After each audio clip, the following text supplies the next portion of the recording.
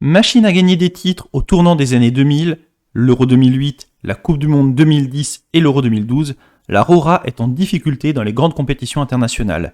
Vous avez en mémoire l'élimination au premier tour de la Coupe du Monde 2014 et les éliminations en huitième de finale de l'Euro 2016 et de la Coupe du Monde 2018. Pour mettre fin à cette mauvaise série, Luis Enrique a choisi ses hommes pour l'Euro 2021. Pas 26 hommes comme il en avait la possibilité, mais seulement 24. Pourquoi ? Eh bien, il a déclaré tout simplement qu'il ne voulait pas prendre plus de joueurs parce que nous voulons que tout le monde ait une chance de jouer et nous savons que seuls 18 ou 19 joueurs joueront effectivement. C'est un choix, celui d'un groupe resserré. Qui sont les 24 sélectionnés ? Vous allez le découvrir dans cette vidéo. Mais avant cela, n'oubliez pas de vous abonner à la chaîne Projection Virtuelle. On y trouve du football, de la voile et prochainement du Tour de France. C'est bon ? C'est fait ? Merci beaucoup. 24 joueurs sélectionnés, je vous le disais. Eh bien, nous allons les découvrir avec Football Manager. Ce sera l'occasion de faire un petit tour sur leurs fiches pour découvrir leurs points forts. On débute tout d'abord avec le premier gardien, David De Gea, le Mancunien.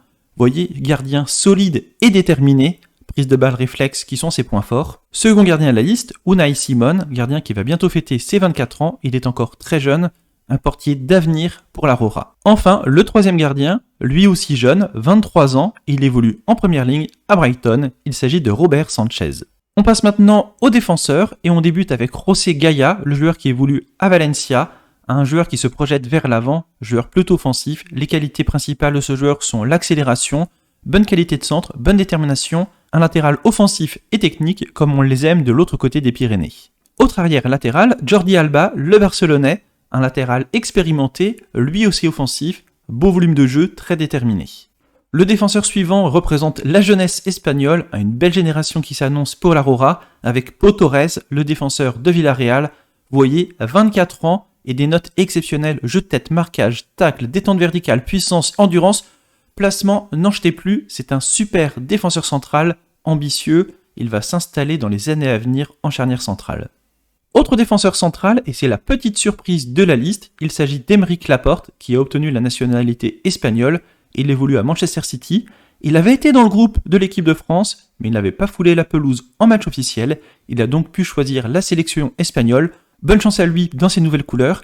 Et j'espère qu'il y aura un petit match France-Espagne. Ce sera intéressant de voir les retrouvailles entre Aymeric Laporte et Didier Deschamps. Vous trouvez également dans cette liste son coéquipier à Manchester City, Eric Garcia, jeune défenseur de 20 ans, très déterminé. Il progresse énormément.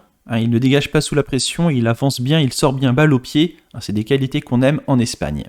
On poursuit avec Diego Llorente, le défenseur de Leeds, un joueur courageux, bon sens du placement, bon sens du tacle, un joueur qui va lui aussi de l'avant. J'ai l'impression que c'est une caractéristique forte des joueurs ibériques. Avant-dernier défenseur de la liste, le champion d'Europe, il a remporté la Ligue des Champions avec Chelsea.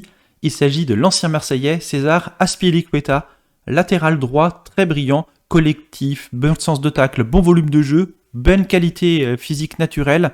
Il sort de la défense bien balle au pied, professionnel, il a les deux pieds, un très bon joueur. Enfin, dernier défenseur, en tous les cas il est présenté en tant que tel sur le site de l'UEFA.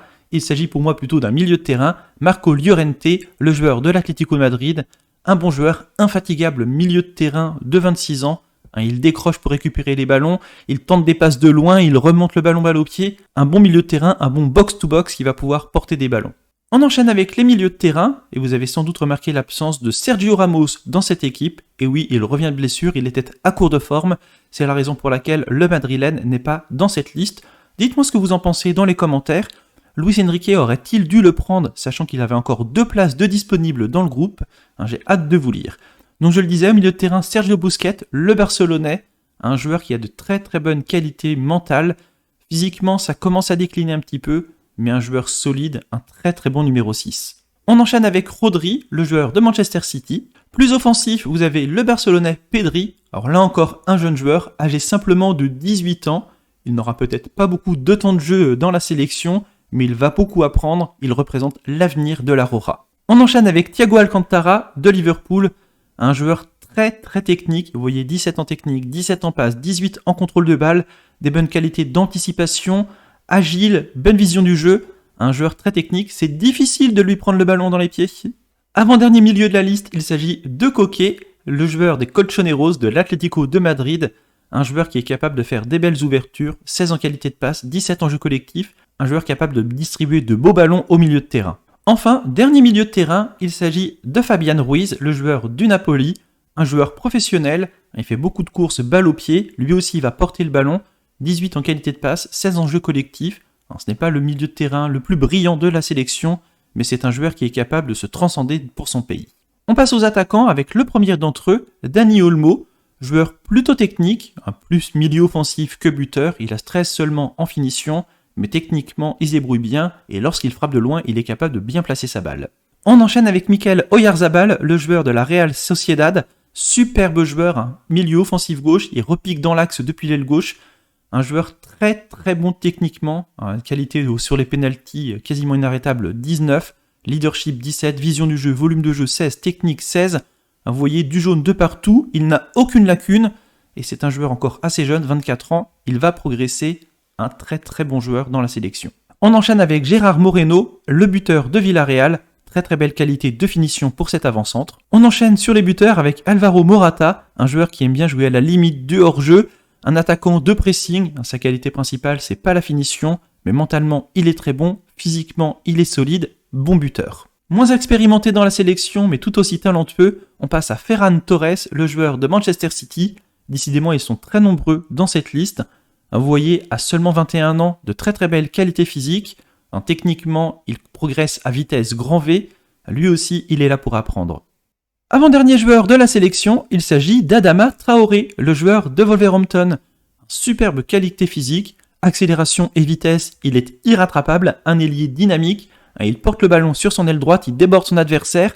Bonne qualité de dribble, la finition ça pêche un peu, mais il est en train de progresser. On enchaîne avec le dernier joueur de la sélection, et oui, seulement 24 noms, Luis Enrique n'a pas allé jusqu'à 26, contrairement aux autres sélectionneurs, et le dernier sélectionné, c'est Pablo Sarabia, le joueur du Paris Saint-Germain, et il ne sort pas de sa meilleure saison, mais c'est un joueur sur lequel on peut compter, un joueur qui ne fait pas de vagues dans le groupe. Donc vous le voyez, on a vu la liste complète, je vous propose de la redécouvrir de cette façon, et je vous propose même de découvrir les notes, puisque vous le savez, sur Football Manager, les joueurs ont une note de niveau qui est basée entre 1 et 200, 1 c'est le minimum et 200 c'est la note maximum, et vous allez pouvoir voir les meilleurs joueurs de la sélection, et les meilleurs joueurs de la sélection, eh bien ce sont Aymeric Laporte, Koké, Sergio Busquets, Jordi Alba et Thiago, ce sont eux les hommes de base normalement de l'Aurora. En voyant le niveau, peut-être des regrets pour Didier Deschamps de voir que le meilleur joueur de l'Aurora, il aurait pu l'avoir. J'espère qu'Aymeric Laporte ne marquera pas le but victorieux de l'Espagne en finale contre la France.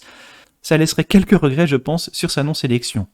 Les joueurs qui, eux, sont les plus faibles pour l'instant dans la sélection, eh bien il s'agit de Robert Sanchez, d'Eric Garcia, de César Azpilicueta et de Pedri, qui ont un niveau actuel basé entre 121 et 143.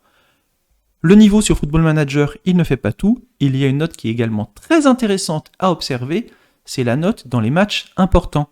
La capacité des joueurs à se motiver lorsque le niveau s'élève. Ainsi, on passe dans les matchs à élimination directe, 8e, quart, demi et surtout finale d'un championnat d'Europe des nations. Quels sont les joueurs qui sont les plus en forme ? Eh bien, on va le découvrir tout de suite. J'ai fait apparaître la note pour les matchs importants. Alors, qui est le meilleur dans ces cas-là ? Eh bien, le meilleur, c'est Alvaro Morata et Gérard Moreno, des notes de 17 dans les matchs importants. Ferran Torres, Eric Garcia, Dani Olmo et Sergio Busquets ont des notes de 16. 5 joueurs qui ont une note exceptionnelle dans les matchs importants. Et au contraire, qui est un peu plus faible, un peu plus fébrile dans les matchs importants, eh bien, vous avez le second gardien, Unai Simon, Pedri, Pau Torres, Robert Sanchez, Diego Llorente et Adama Traoré qui ont une note inférieure ou égale à 10. Ainsi, le niveau s'élève, ce seront peut-être eux les maillons faibles. Et voilà, j'en ai fini de la présentation de la sélection espagnole. Il y a déjà eu d'autres sélections qui ont été présentées, d'autres qui viendront par la suite, donc pour ne pas les rater, n'oubliez pas, abonnez-vous. Moi je vous laisse, au revoir et à bientôt. Salut!